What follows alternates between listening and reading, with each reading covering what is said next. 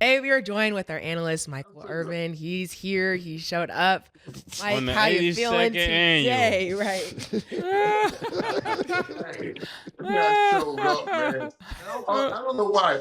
All everybody, all you guys, over there too, and everybody out here, they get on the phone right soon as when it's going real bad. Yeah, and they want to FaceTime. Like the hell am I answer FaceTime? You too, Cam. Y'all know I'm in pain. Hey, y'all gonna put my pain on display for you. Like, what's up, dog? You know what's going on over here?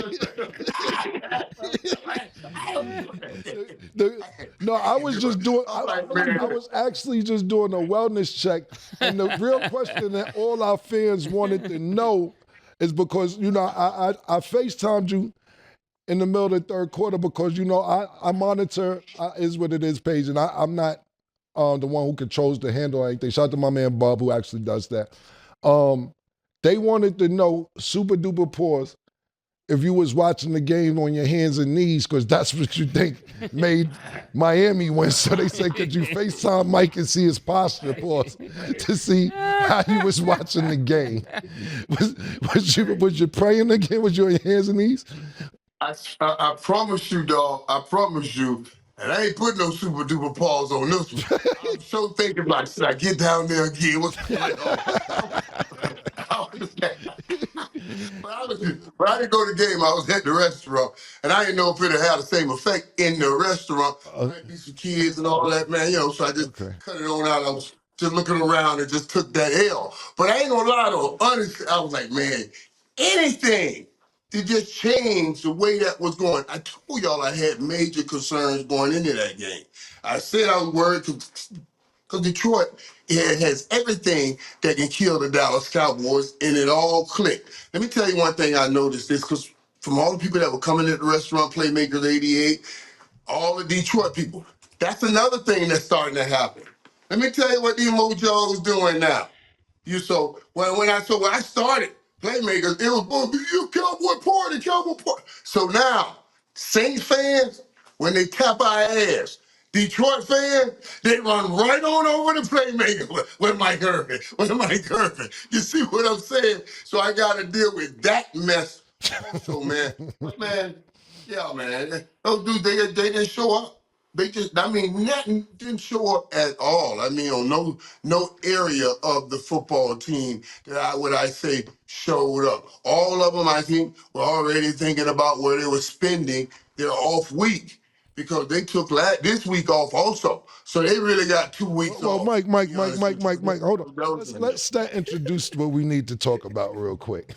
But we do understand your frustrations. You have every right to be irritated. And you can pick right back up where you left off. I just want the audience to know where we're starting at. Right.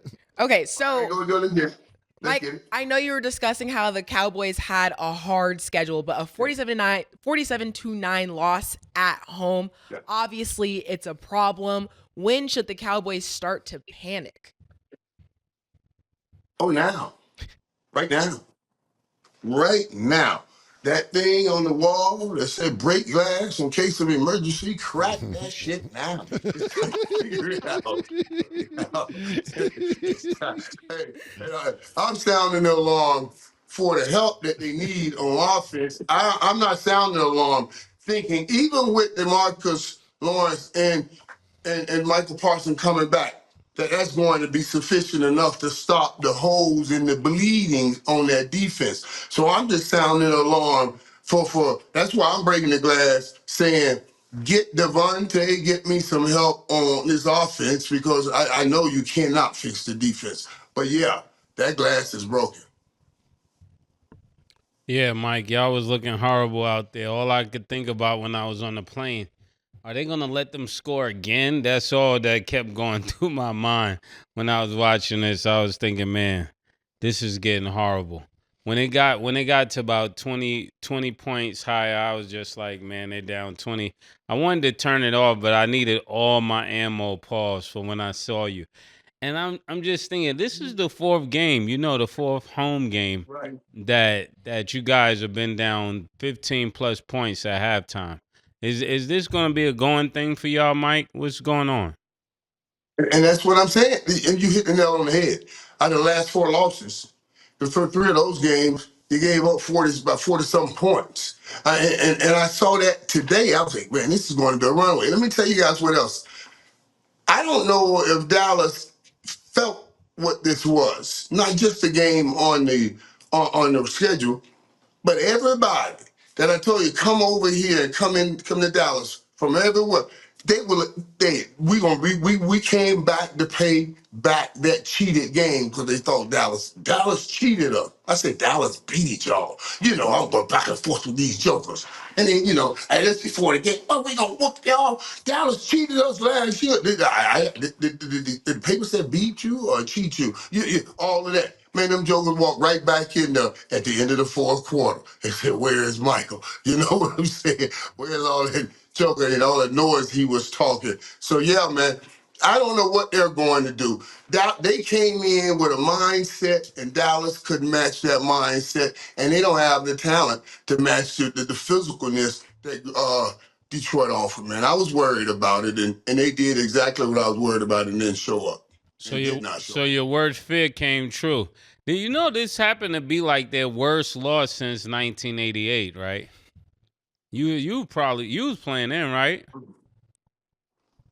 1988, man. Oh man. What was it? I couldn't have been in that game. What game was that? I was a starting rookie in 1988. The first person to put it, Bob Hayes.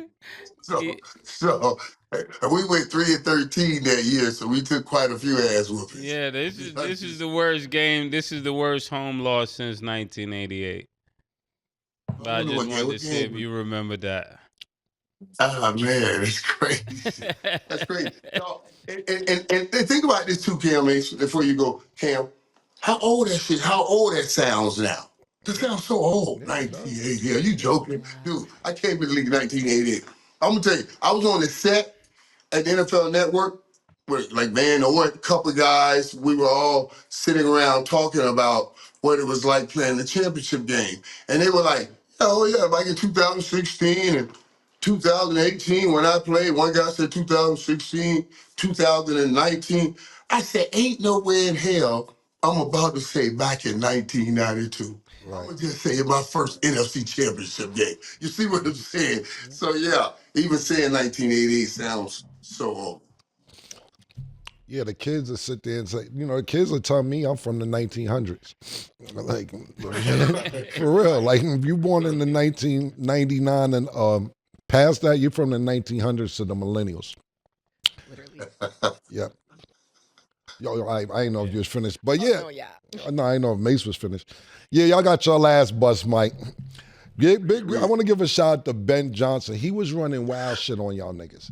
I seen it, but I haven't seen it in a while. He was doing basketball shit on y'all niggas. He did the 3-man weave. and they threw a bomb on y'all niggas. That nigga was dialing it up. Killed y'all niggas. Yeah. Super nice. Then Montgomery. He started out, he set the page when he started. What was the first 8-9 plays of the game? Just run play? Yeah, Dave Montgomery. Dave Montgomery. You see what I mean? So he was setting the mindset. Then once I beat you down, I'm going to razzle-dazzle you. Yeah. But I'm already killing. Yeah, exactly. David Montgomery looks strong, stronger than anybody on your team. Y'all, they ripping his clothes off. He's still running. He looked really, really strong. Y'all have the most turnovers in the red zone. You know that? You know that, Mike? You know that? Yes. yes. It's bad, man. You know, right. And I know people, and I knew going in, and I was trying to save it, and hopefully when they came out a winner, it was going to be a tight game. I told you guys the only way they were going to win it is if Dak could do it. I had the numbers all in my head. Dak top 10. You know what I mean? And he got the most touchdowns under pressure, best quarterback under pressure, and then they folded today. So all of that study got thrown away, even though I did just slip that in there right there. Yeah, I know, Mike. I know. We don't want to hear the music. Put your DJ equipment away right now. I want to ask you a question. Brian Branch. I know he plays defense for the Lions, but should Dallas hire him as a receiver? Because it seemed like Dak had more completions to him than anybody else today. And that's what exacerbated it today, because that was off. That was off. That was a high throw that lasted an interception. The high throw, that square in route, that missed some throws. But he did have great pressure in his face too. So those guys were coming. And let us also, man, say we pray for Aiden Hutchinson, man, because he broke his leg. Yeah, man. Yeah, definitely. He was leading the league. He's been having an incredible year. Yeah, he's leading the league in sacks. Super duper quick, speedy recovery for him. And our sentiments go with him. But you trying to spin it again, Mike. You're trying to throw some sympathy. Listen, I dig it, Mike. Wait a minute, man. Wait. I dig it, Mike. Wait, in my pain, I recognize things. I still have to get past my pain and shout it out at that moment. God laid it on my heart. Don't think that's a slippery, dippery dot move. I'm trying to get away from anything. Let me ask you a question, What's Mike. that? I want to ask you a question. And you can be totally honest with it because we're in a new era. If somebody on another team broke their leg when you was playing, did you feel bad for them in 1989, 91, 92? Or you was like, yeah, broke his shit?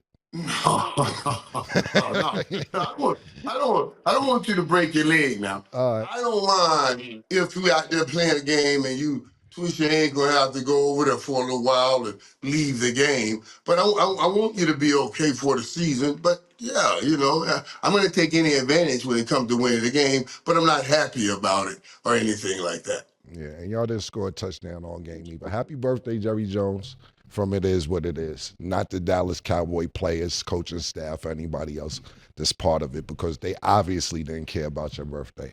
I wore Dallas Cowboy blue and gray for you because I'm tired of you spending money decade after decade. I'm not going to say year after year at this point. We're going to say decade after decade, and yet finish with a 2-7 record with Dak Prescott. Tony Romo let you down.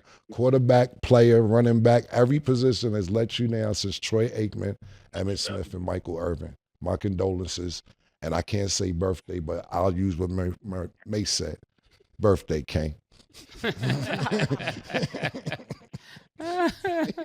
He definitely need to come on, my nigga. For my birthday. Not on my birthday. Y'all play like this on my birthday. Yeah, man. Wow, disrespectful. This is mad disrespectful. And then, Mike, real quick regarding Aiden Hutchinson. So they're saying that he had a broken tibia and we don't know when he will return. How much do you think that'll affect the Lions? Oh, it'll affect the Lions. I think they had maybe going in, I heard 15 sacks, and he was at 7.5. He had half of them. You know what I mean? You have to do more by committee now. But, and he was the motor. He was the motor of that whole team. And so now he became the focal point. Everybody said, let's stop him. So some of those other less dogs, that's not as dog as he, got a chance to eat because of what he took up. So yeah. But I still think Detroit has a great team, man. They got a great balance of young talent. And what you guys were just talking about, Cam, man, we talked about, they're physical, and then they also allow you to have fun. You know what I mean? So they were physical first, and then they're doing a good job with all that other stuff, letting linemen score a touchdown. It was just embarrassing the Cowboys with that.